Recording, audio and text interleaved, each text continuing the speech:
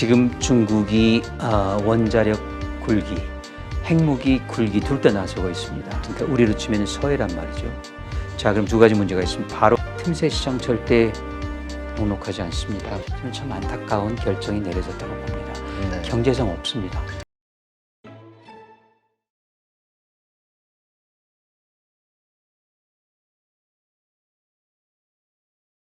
지금 그 말씀하신 것 가운데 보면은 그 수소폭탄, 그 가장 강력한 위력을 가진 하나의 그 무기이긴 하지만 지금 대세는 자꾸 그걸 줄여서 소형화시키는 거, 네, 전술적으로 활용할 수 있는 가치. 맞습니다. 이것이 이제 북한은 아직은 어려울 것이다. 네, 근데 이렇게 그렇게 하려면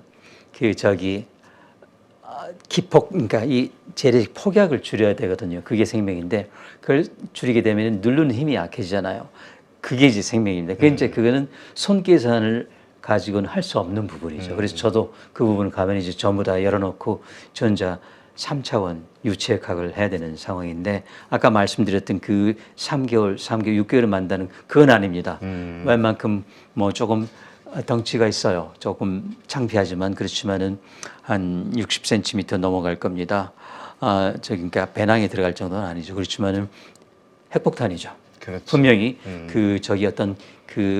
여기에 그 DNA는 핵이라는 hir자가 새겨진 겁니다. 그래서 그거는 확실한데 작게 만들려면 이제 좀 더 연구가 진행돼야 되겠죠. 아주 흥미로운 연구입니다. 네.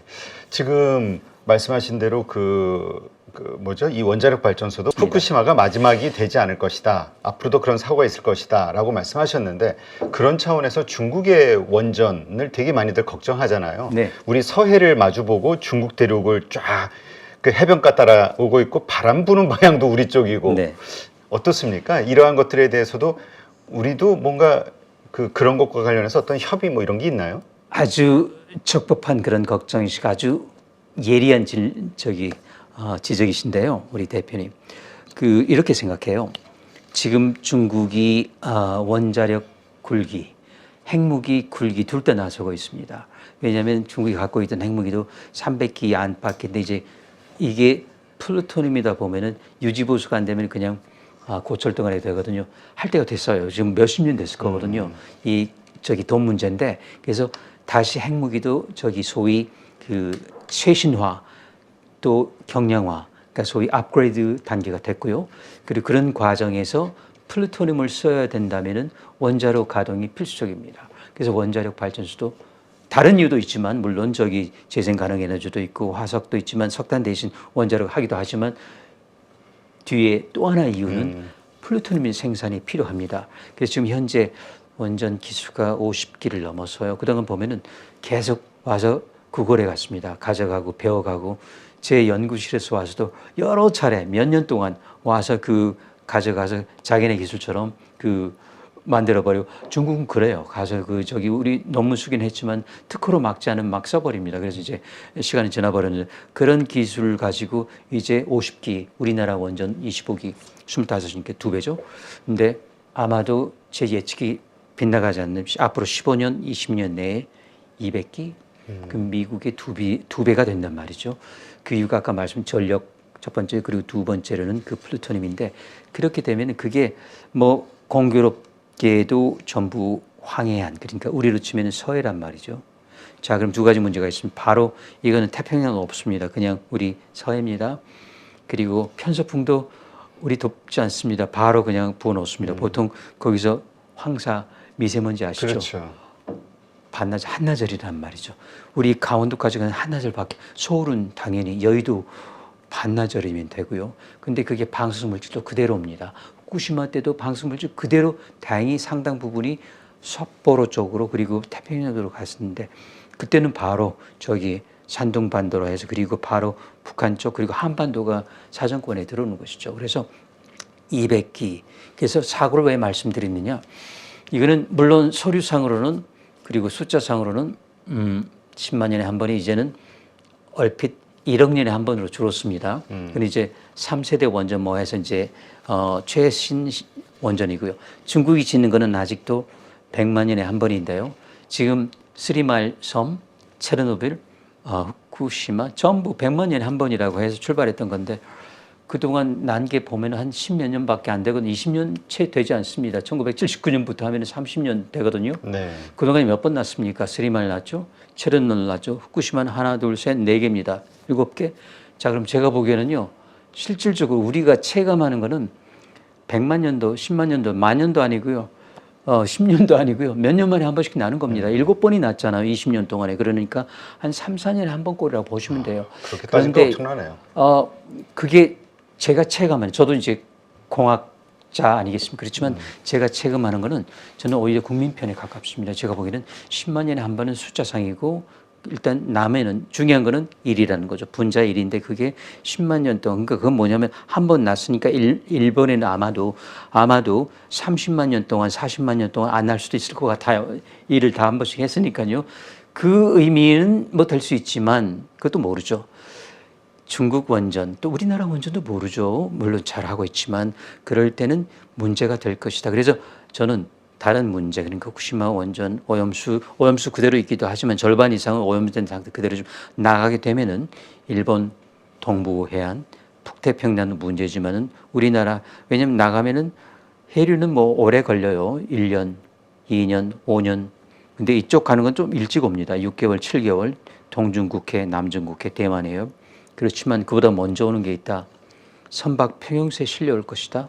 평형수 왔다 갔다 합니다. 후쿠시마 8개월도 왔다 갔다 해요. 1년 선적도를 보면은 거미줄처럼 왔다 갔다 합니다.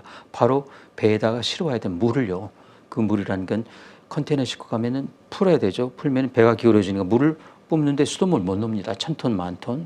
그러면 바닷물 넣죠. 그걸 갖고 와야 되는 거예요. 그러니까 해양수산부에서는 공해에 버린다. 그래서 지금 공해라지만 벌써 와 있죠. 우리 좁아요. 바로 대한해협이죠. 그래서 그런 문제. 그리고 어류들 어떻게 해요? 먹이사슬 다 협조해서 그 어류가 우리나라 동해안 왔다, 일본하고 우리 왔다 갔다 하는 어류도 많습니다.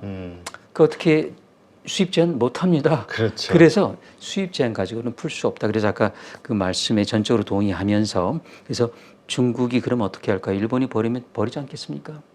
우리가 버리지 말라고 할 없는 거예요. 우리도 그럼 버려야죠. 그런데 그럼 일본이 뭐라고 하겠죠. 그렇지만은 중국이 버릴 때, 너희 시철단 가서 묵인을 했고 또 동조를 했고 그리고 뭐 괜찮다 검증됐다고 해서 일본 오염수 방류하는 거 아니냐. 그렇다면 중국이 사고 났을 때 우리는 어떤 그 명분이 없어지는 거죠.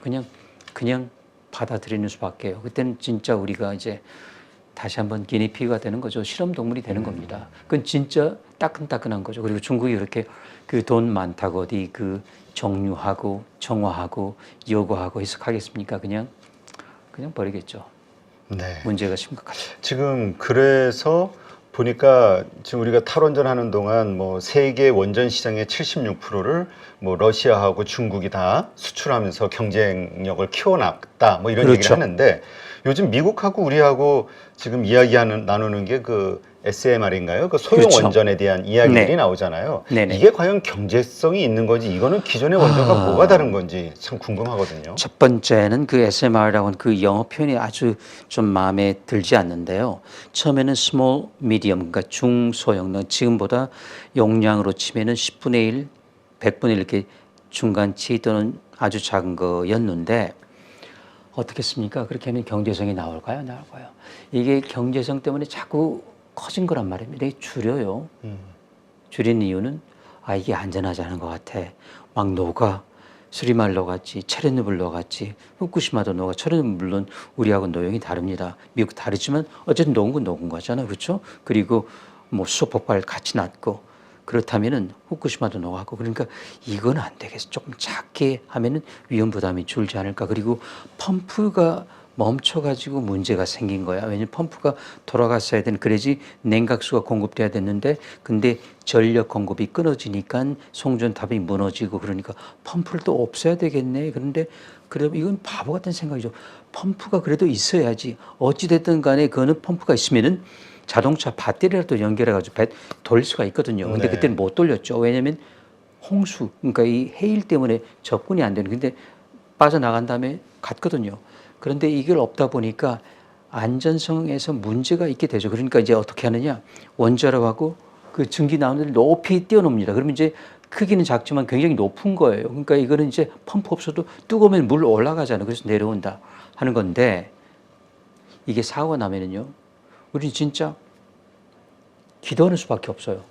손을 쓸 게 아무것도 없어요. 펌프도 못 돌. 원래 펌프가 없는데 어떻게 돌립니까? 소형 원전 자체가. 소형 원자로 자체가 거의가 다 그런 게, 그러니까 안전해 보이는데, 자, 그러면 이거는 굉장히 어찌 보면은 상당히 모험적인 시도니까 검증을 해봐야 되잖아요. 네. 그러니까 각국에서, 자국에서, 미국 같으면 뉴스케일이라고 하는 작은 회사가 보이저라고 하는 그 작은 원자로에 대한 검증을 하기 위해서 유타라는 그 시골에 가서 하려고 하는데 이게 첫 번째 경제성에서 맞지 않는 거죠. 그렇죠. 그러니까 어떤 그 석탄 발전소가 없어지는 자리에 이걸 세우겠다. 근데 이제 용량이 작다 보니까 6개를 끼워 팔겠다. 왜냐면 일단 끼워 팔아야지 이게 그나마.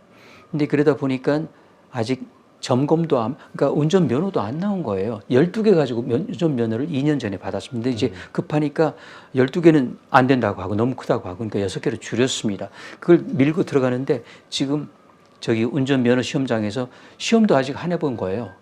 그거 유타가 알고 그걸 안 되겠다. 그래서 팔려면 어떻게 되죠?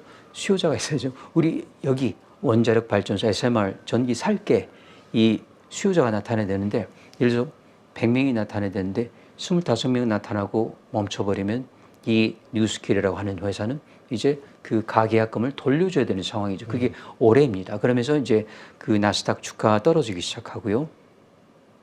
회사가 이제 파산 직전이죠. 근데 거기에 우리나라 대통령이 가면서 현찰 들고 간 거죠. 두산 에너빌로 투자하고 SK도 있고 여러 하셨죠.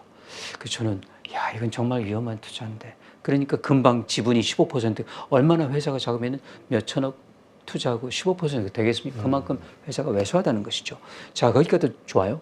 근데 그 회사가 이제 유타에서 이게 지을 수가 없으니까 자국에서 지어야 되는데 이걸 들고 한국에 온답니다. 그래서 저는 깜짝 놀랐습니다. 저는 그걸 보고 내가 노안이라서 잘못 봤겠지. 귀가 오래돼서 잘못 들었나 보다 했는데 그게 아니고 진짜 그런 이야기가 아마도 양해각서까지 하고 왔다면 네. 이거는요. 아무도 지어보지 않은 그야말로 저속함 듣도 보지도 못한 그런 원자로가 득보원이라는 게 들어온 겁니다. 여기 국내에 절대 있을 수 항상 원자로를 사거나 팔거나 할 때 너 지어봤어? 첫 번째 질문이 안전성. 지어봐서 괜찮아? 10년 동안. 그런데 이거는 아직 지어보지 않은 종이 원자로거든요.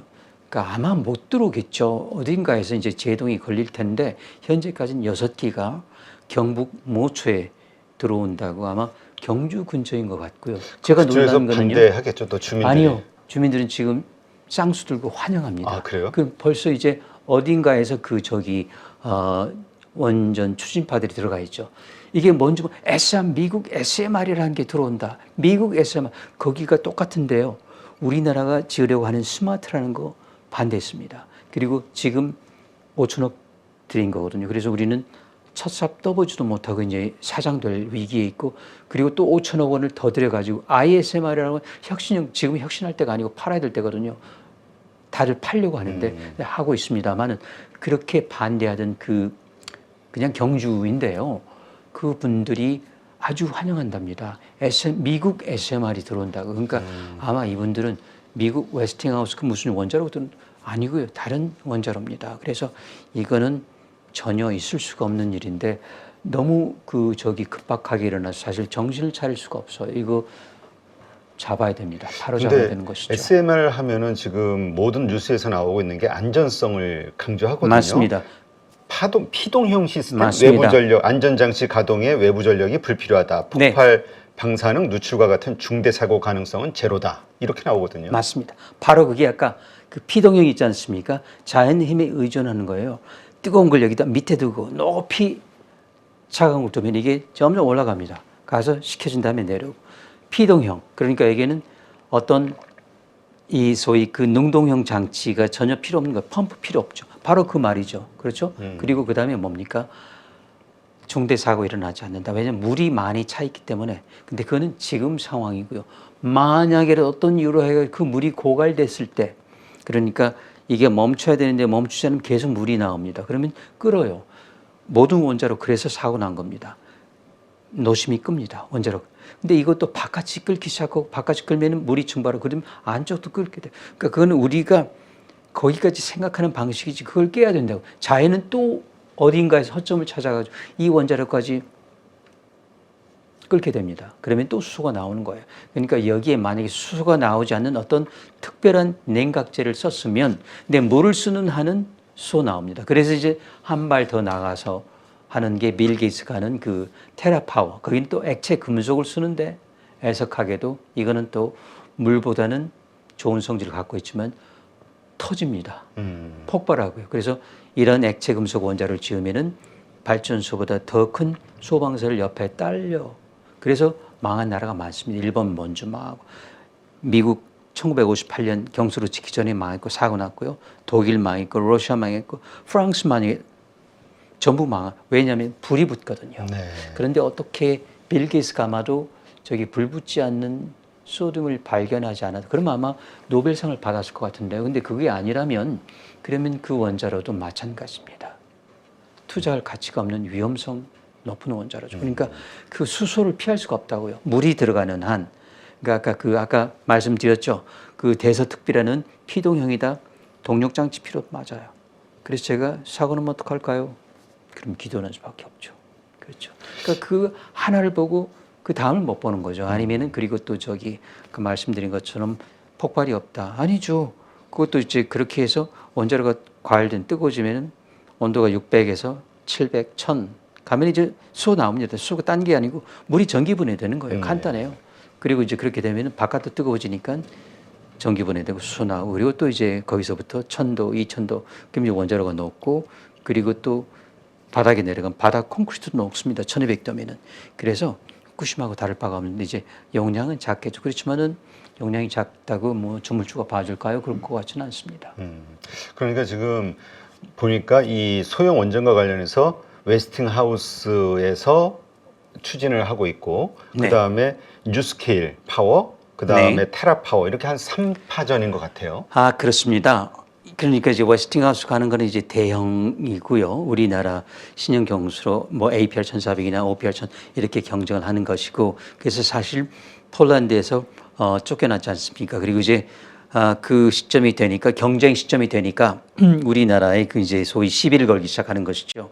그 사실은 웨스팅하우스가 흡수되기 전에 컨버스천 엔지니어 하는 그 기술을 써가지고 우리 나름대로 이제 전산 설계의 도구라는 게 있습니다.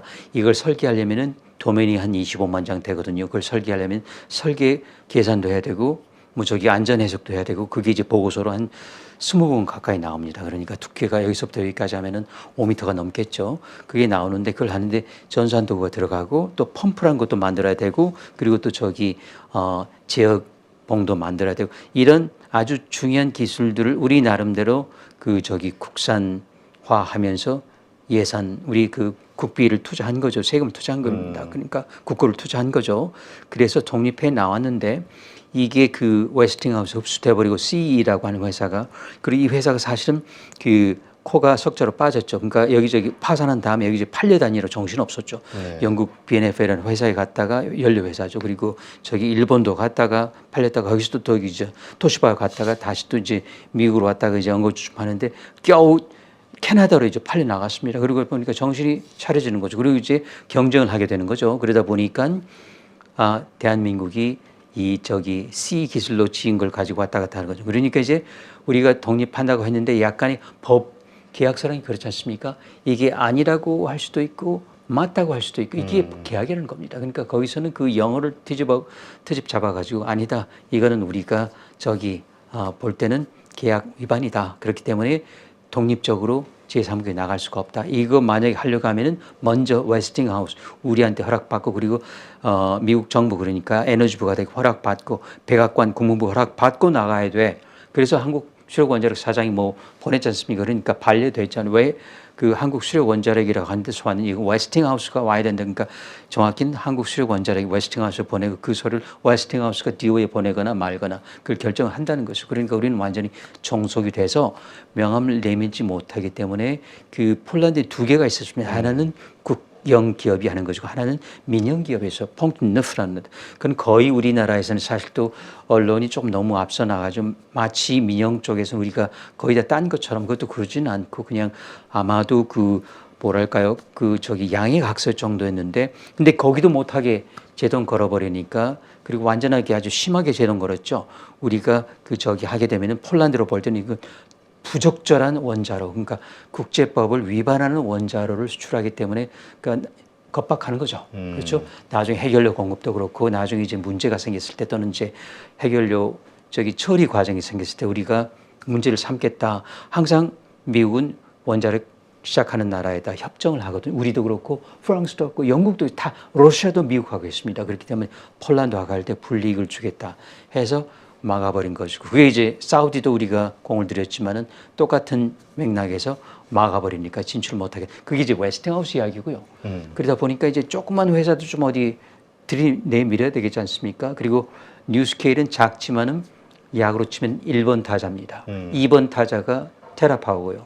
2번 타자는 1번 타자가 꼭 나가야 됩니다. 일단 출루를 해야지 2번 타자는 번트를 해도 제 몫을 한 거죠. 그렇죠? 네. 그렇기 때문에 1번 타자는 무조건 출루. 그런데 아까 드린 것처럼 유타에서 이렇게 저기 이제 가계약금 물어줄 단계가 되고 이제 그 저기 회사가 파산 직전인데 두산 에너빌리티스라고 뭐 SK도 들어올 수도 있고요. 어쨌든 간에 또 수출한다 이렇게 상태가 되니까 이제 그 회생 가능성이 생긴 거지 않습니까? 그렇기 때문에 이걸 가지고 이제 만약에 성사가 되면은 웨스팅하우스나 에너지부나 백악관 생각 이걸 저기 우리 퐁트너프에 지금 밀린 데 있지 않습니까? 거기에 넣는 거죠. 그러니까 그것 때문에 미리 밀어내버리고 루마니아도 밀어내고 사우디아라비아도 우리 집어넣을 것 황금 규칙 그러니까 한미 그러니까 그쪽은 한사가 되겠죠. 아니죠. 미사가 되겠네요. 미국하고 사우디아라비아 그 저기 원자력 협정을 저기 빌미로 삼아 가지고 미국이 아니면 할 수 없게 근데 아마 사우디가 강하게 나가는 것 같습니다. 그럼 밀치고 아마 러시아 쪽으로 가버릴 것 같아요. 그러니까 이제 다시 러시아하고 중국이 판치는 그런 세상이 된 건데 지금 미국은 지으려고 보니까 이런 그 입지가 약해졌고 그리고 제조 능력이 바닥입니다. 그러니까 두산 에너빌리티가 전부 다 전엔 두산중공업이었죠. 전부 다 그 원자로를 공급합니다. 중국에 가는 것도 그러다 보니까 이제 그것만 갖고는 안 되니까 미국 원자로에 수출을 하는데 그 저기 투자를 해라. 그래서 두산 에너빌리티가 또 그쪽도 투자합니다. 그러다 보니까 우리는 이제 사실은 그런 점에서는 어찌 보면은 그 조금 조속한 편 돈 되는 거 다 미국에 넘겨줘 버리고 그냥 우리는 이제 맨 땅에 그냥 부딪히는 것밖에 남지 않은 거예요. 그래서 이제 남아 있는 게 그나마 SMR처럼 보이는 대형 시장은 이제 웨스팅하우스 때문에 그런데 이제 거기서도 우리가 스마트라는 걸 저기 아직 선보이지 못했기 때문에 만약에 그쪽에서 말하는 보이저라고 하는 그 6개짜리 그 SMR이 들어오게 되면은 그때는 정말 우리가 지금 개발하고자 하는 혁신용도 할 기회가 없어질까? 왜냐하면 뭔가 그 시장이 있어야지 우리가 개발을 하잖아요. 근데 그렇죠. 시장이 벌써 잠식당해 버렸는데 시장은 그렇잖아요. 1등만 살아남는 거. 2등은 아쉽지만 다음 기회는 없는 겁니다. 그래서 그런 점에서는 상당히 좀 암울한 분위기가 감지됩니다. 네, 그렇다면 일단 소형원전 시장 많은 사람들이 기대하는 것처럼 어떤 틈새 시장으로서 경제성이 충분히 있는가가 첫 번째고 네. 그 가운데 우리가 과연 잡을 수 있는 경쟁력이 있느냐 이게 두 번째 문제인데 둘 다 좀 상당히 네. 그래서 아까 다시 그래서 SMR의 이제 M이 머줄러인데요. 머줄러는 뭐죠? 연탄 공장처럼 찍어내야 되거든. 머줄 많이 만들어야 되는데 그게 성립하려면 100기가 한 1000기 정도 만들면 그 성립해요. 근데 1000기 만드는 거는 지금 시장에서 거의 전부입니다. 그 다음에 머줄화의 그 의미가 있어요. 그러니까 그동안에는 그냥 그야말로 여러 회사 제품이 저기 그 원전이 각축을 벌이는 건데 그때 우리나라 원전이 들어갈 자리가 없어지는 것이죠. 왜냐하면 우리 국내 시장에 말이죠.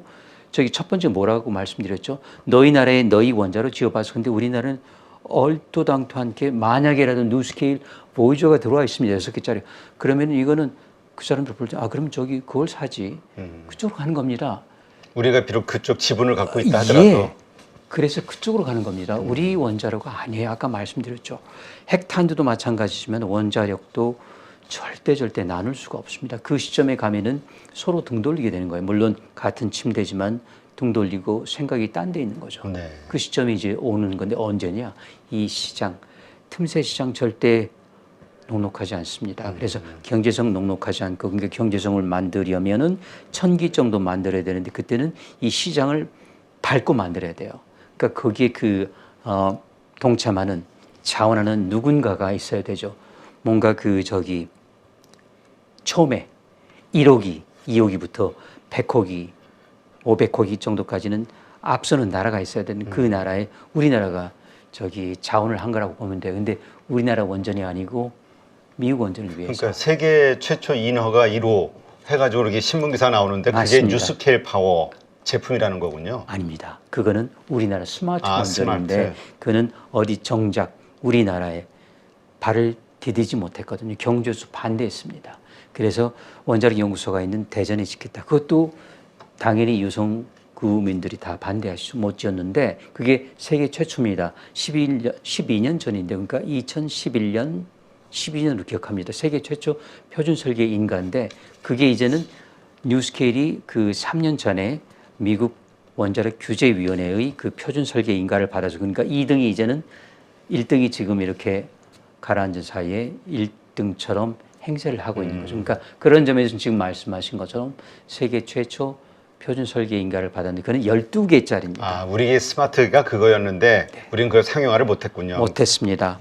사우디아라비아 가려다가 그냥 마지막 순간에 이렇게 됐고 그다음에 국내 지으려다가 두 군데 안 됐고 그리고 그런 차에 이게 들어오게 되고 그래서 아까 말씀드린 것처럼 그런데 아직 표준 설계 인가는 엄밀히 말하면은 뉴스케일 파워도 아직 받지 못했습니다. 더 작은 12개짜리에 대해서만 2년 전으로 기억하는 받았는데요. 이렇게 6개짜리가 되고 모든 게 달라지면 다시 설계 인가를 받아야 되는 그거는 또 말이 재밌는데 앞으로 받을 거라고 합니다. 아직 받지도 않은 그 원자를 가지고 배짱 좋게도 들어오는 것이고 어떤 경로를 통해서 아마 우리 대통령이 설득 받은 것 같고 그래서 아마 양해 각서가 이번 한미 정상회의 때 교환된 것 같습니다. 그래서 그 뉴스케일 파워에 그게 이제 우리 경북에 그렇죠. 들어온다. 이게 그렇죠. 결정이 됐다. 그렇죠. 이렇게 보면 되는 거군요. 그렇죠. 그렇죠. 아, 그러니까 이게 소형 원전도 결국은 채산세에 맞기 위해서는 모듈 한 1000개 이상이 돼야 되는. 네, 그래야지 이게 이제 대형하고 그리고 또 이제 있지 않습니까? 우리 태양광, 풍력, 조력 또 2차 전지 경쟁이 돼야 되거든요. 그러려면 이제 1000기 정도 가야 되는데 그때는 아마 시장이 다 포화될걸요. 그러니까 이게 진퇴양난이죠. 근데 하긴 뉴스케일 파워 말씀하신 대로 유타에서의 그 시범 사업이 제대로 진행이 안 되고 있기 때문에 네. 주가가 2022년 5월에 상장이 됐는데 지금 상당히 많이 떨어져 있어요. 하락해 있는 상황. 제가 듣기로도 뭐 반값인지 뭐 그런 것 같습니다. 저 확인은 못했습니다만 그렇다면 이건 이제 그냥 망해가는 회사이기 때문에 제가 보기에는 두산 에너빌리티가 했겠지만은 결국은 돌고 돌면은 결국 우리 주머니에서 나갈 겁니다. 그렇지 않습니까? 그래서 저는 참 안타까운 결정이 내려졌다고 봅니다. 네. 경제성 없습니다. 그러게요. 이게 만약에 지금 이런 것들이 호재라면 네. 주가가 움직였을 텐데 지금 당연히 계속 움직이죠. 하락 중인 추세예요. 15불 네. 정도까지 갔던 게 지금 7.6불이니까. 네, 네. 반값이 맞는 것 같고요. 그렇다면 왜 그럴까요? 미국은 정확하잖아요, 그죠? 나시다. 그렇죠. 투자자들의 예. 시장이 정확하죠. 그들이 보는 눈이 맞는 겁니다. 그런데 우리는 어딘가에 그냥 뭐가 좀 씌었다고 할 수도 있고 아니면 어딘가에서 가려져 가지고 잘못된 소식이 소문이 유포된 것 같습니다. 네. 하여튼 이 참 말씀 들으면서도 100%다 이해는 되지 않습니다만 어쨌건 이 100% 이해하셔야 되는데 그럼 제가 설명이 좀 부족했던 그건 제 탓입니다. 이해하셔야 되는데. 제가 좀 겸손하게 아닙니다. 말씀을 아닙니다. 드린 건데 네. 아닙니다. 워낙 재밌게 잘 설명을 해주셔서 네. 전체적으로 이해가 좀 많이 됐고요. 네네. 그래서 이제까지 당연시 해왔던 것들에 대해서 다시 한번 좀 의심을 하고 네네. 좀 한번 팩트 체크를 짚어봐야 되겠다 이런 네, 생각이 좀 잘하셨습니다. 드네요. 네. 그리고 좀 하나 충격받은 건 우리 교수님께서 6개월이면 우리 핵폭탄 만들 수 있다. 네.